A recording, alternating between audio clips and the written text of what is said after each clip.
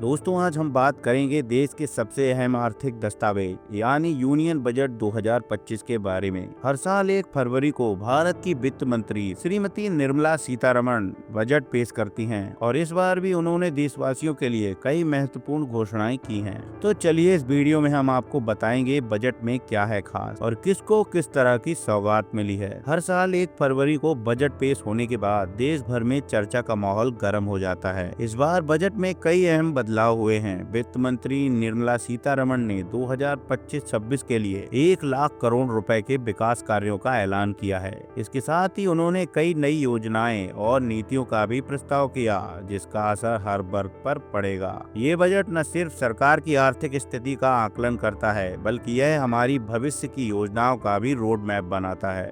इस बार के बजट में खास तौर पर किसानों, युवाओं, महिलाओं और सामान्य जन को ध्यान में रखते हुए कई घोषणाएं की गई हैं। अब चलिए हम विस्तार से जानते हैं कि इस बार के बजट में कौन कौन सी महत्वपूर्ण घोषणाएं की गई हैं।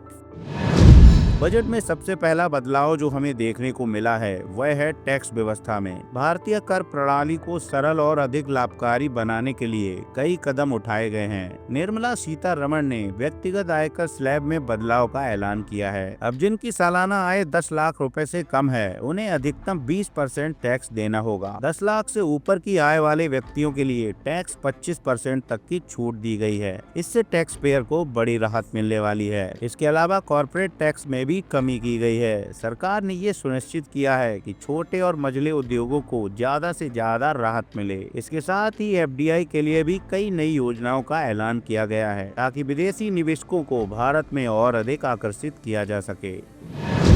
बजट में अगले कुछ सालों में बुनियादी ढांचे को लेकर भी कई ऐतिहासिक घोषणाएं की गई हैं। वित्त मंत्री ने कहा है कि सरकार अगले 5 सालों में 2 लाख करोड़ का निवेश बुनियादी ढांचे में करेगी। इसका उद्देश्य देश भर में नई सड़कों, पुलों, रेलवे लाइनों और एयरपोर्ट्स का निर्माण करना है। विशेष रूप से रेलवे सेक्टर में एक बड़े बदलाव का ऐलान किया गया है। भारतीय रेलवे को अत्याधुनिक बनाने के लिए 50,000 करोड़ का निवेश किया जाएगा। इस निवेश से रेलवे नेटवर्क को और अधिक सुरक्षित और सुविधाजनक बनाया जाएगा।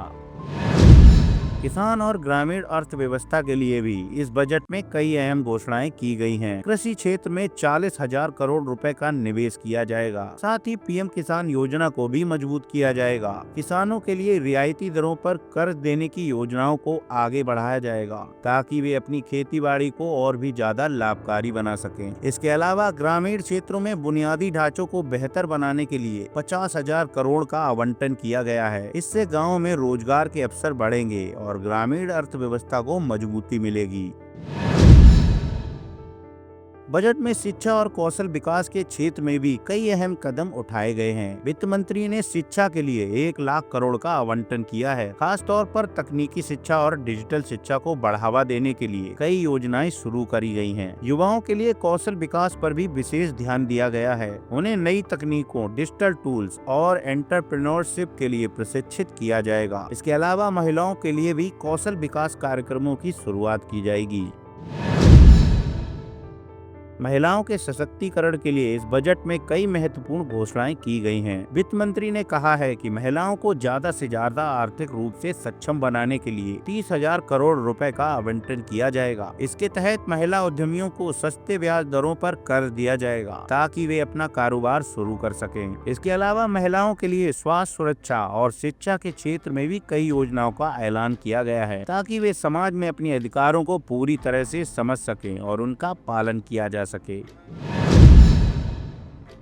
युवाओं और भविष्य के लिए यह बजट पर्यावरण की सुरक्षा को भी प्राथमिकता देता है। निर्मला सीतारमण ने ग्रीन ग्रोथ के लिए 75,000 करोड़ का आवंटन किया है। यह राशि स्वच्छ ऊर्जा, जलवायु परिवर्तन के उपायों और हरित परियोजनाओं के लिए खर्च किए जाएंगे। भारत की योजना ये है कि वो 2030 तक अपनी कार्बन उत्सर्जन को 45% तक कम कर दे और इसके लिए सरकार ने कई नई नीतियों का ऐलान किया है। ये पहल न सिर्फ पर्यावरण के लिए लाभकारी होगी बल्कि ये आने वाली पीढ़ियों के लिए भी एक सुरक्षित और स्वस्थ ग्रह बनाने में मदद करेगी।